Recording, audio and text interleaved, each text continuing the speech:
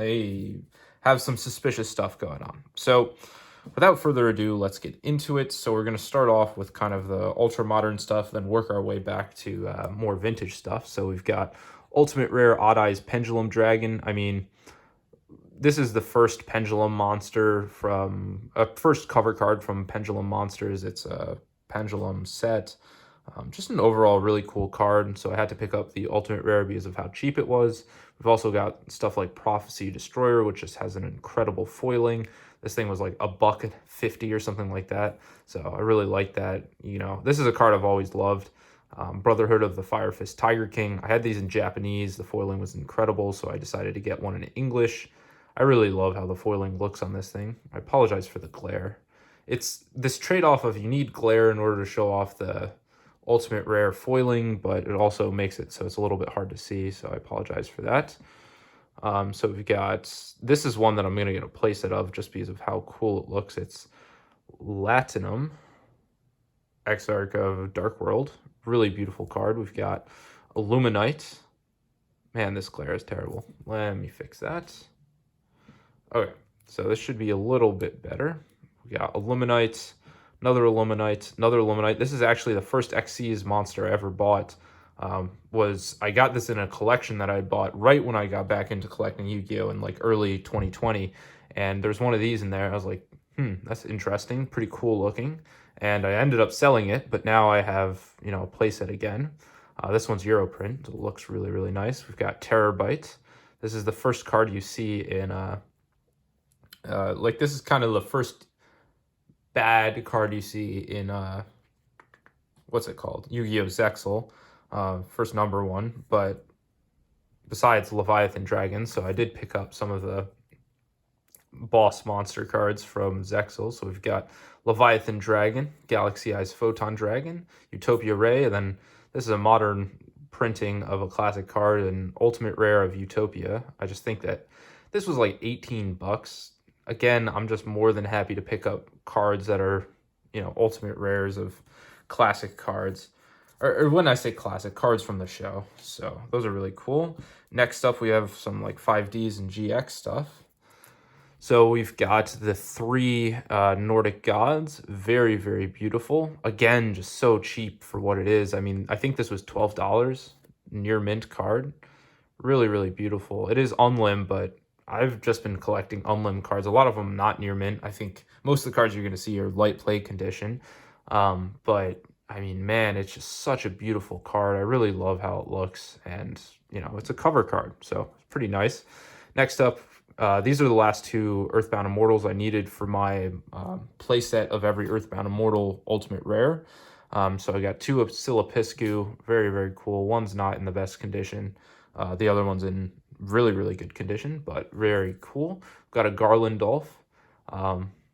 I mean, I can't get enough of this card. It just looks so freaking good.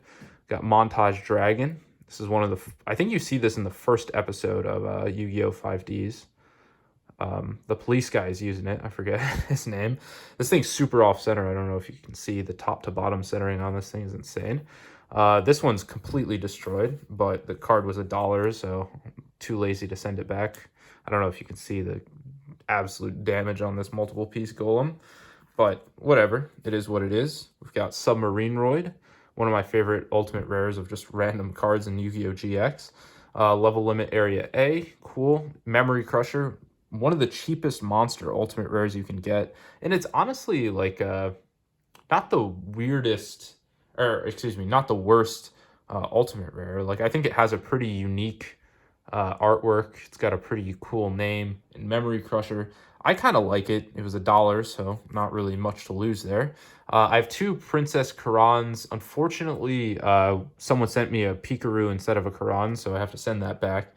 And I'll need to buy another one for my playset, but I have two of those. And then I have a playset of Pikaru, which is a very, very cool card. I really like these ones. And then I think the Ultimate Rare is really nice because there's not a lot of stuff going on in the background of the card. And then we also have a Big Tusked Mammoth. Pretty cool card from Flaming Eternity. Like that one. All right, next up.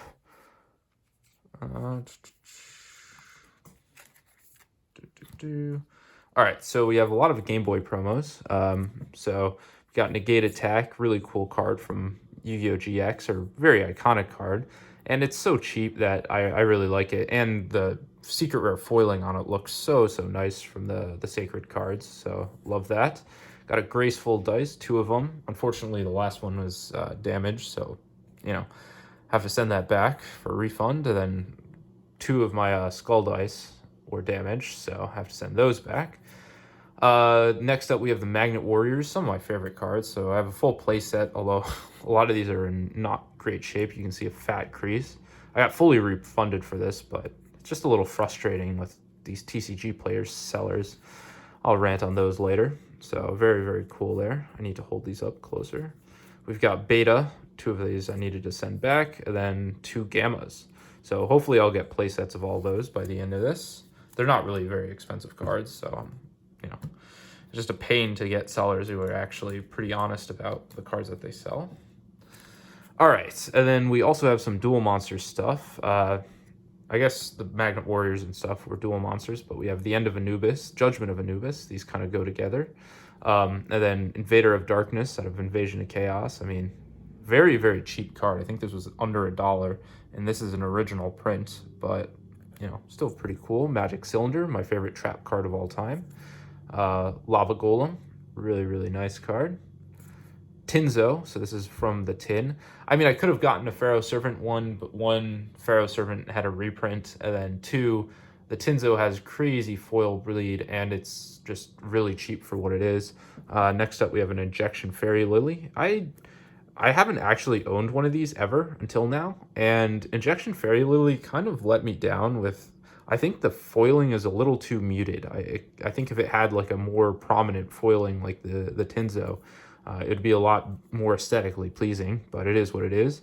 BPT XYZ Dragon Cannon. Again, just I can't believe how cheap some of these cards are. I mean, this was released in what, 2002? Or 2003, excuse me.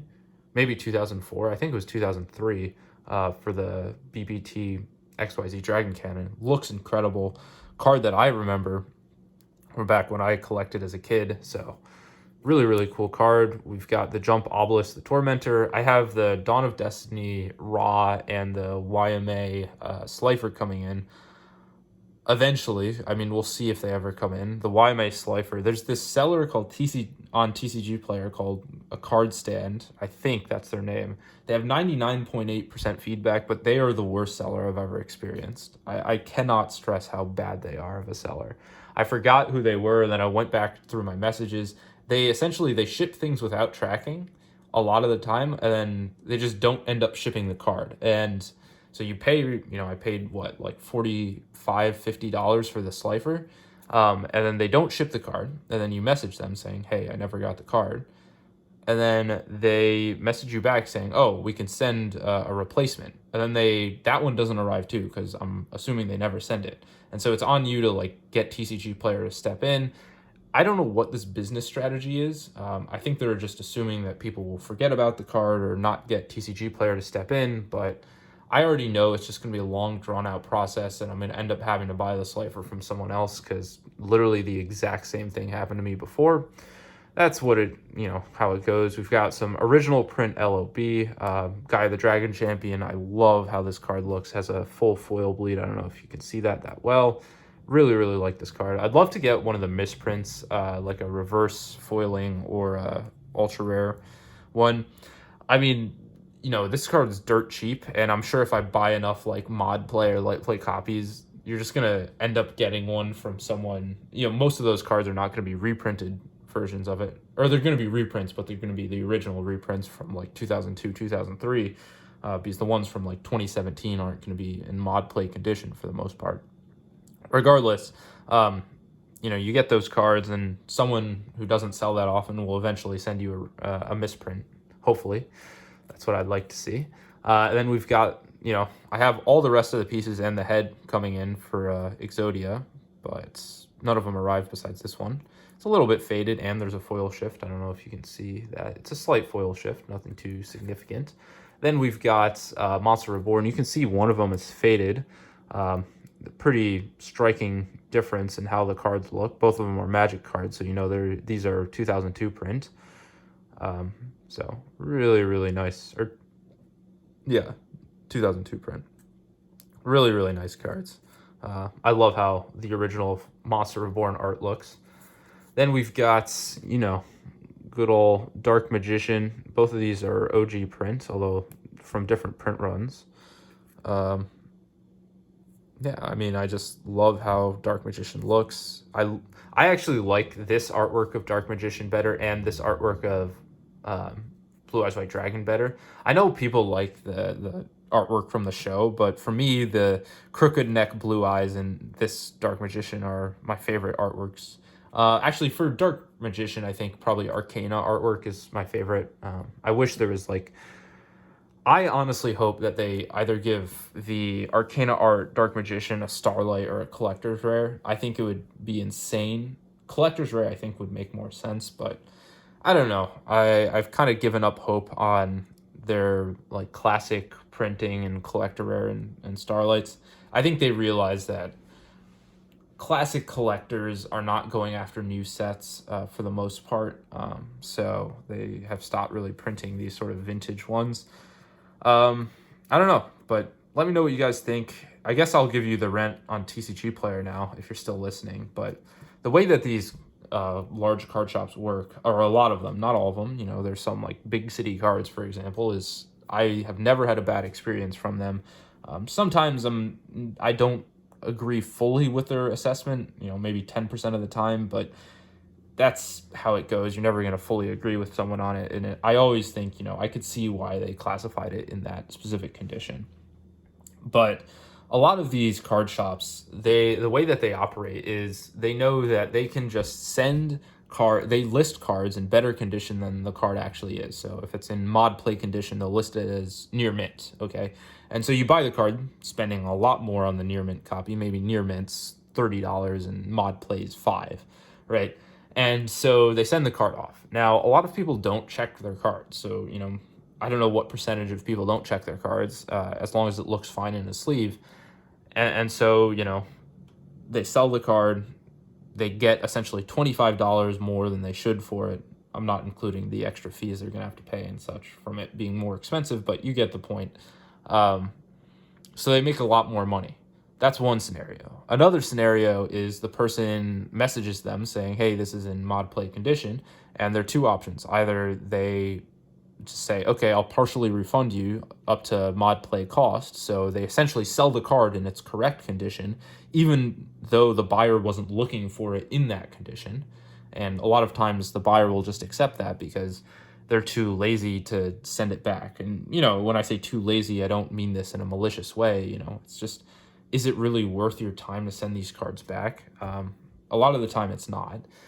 And it's just a hassle that you don't want to go through, especially if you're not a vendor. You don't have tons of, envelopes and stamps, and maybe you don't have a mailbox nearby. Whatever it is, it can sometimes be a pain in the ass. But so that's, one scenario. The other one is they say, I want to send it back for a full refund. And, you do lose money on shipping if you're the seller, but I'm assuming the other two scenarios cover it. And then the last scenario is the person just leaves negative feedback. And if you didn't know, TCGPlayer, as long as you offer a refund, will remove basically any negative feedback if you're not rude to the buyer. So, they negative feedback you just message them saying, hey, I'll offer you a partial refund or you can send it back. And if they don't accept one of those two options, you automatically get your negative feedback removed. And then the person's just stuck with the card, and you get essentially it counts as a sale at the original price. So basically people abuse this to all hell because they just can't get negative feedback and they make a lot more money doing it. And there's really no repercussion for it. So that's the reason I essentially have stacks of these cards that are not in the correct condition. But it is what it is. I'll still keep, sending the sellers messages saying, hey, whatever, I want to send it back, and they'll take the L on shipping, but that's how it goes sometimes. So thank you guys so much for watching. If you guys did enjoy, make sure to drop a like. It's been your boy Watomarmelon, and peace out.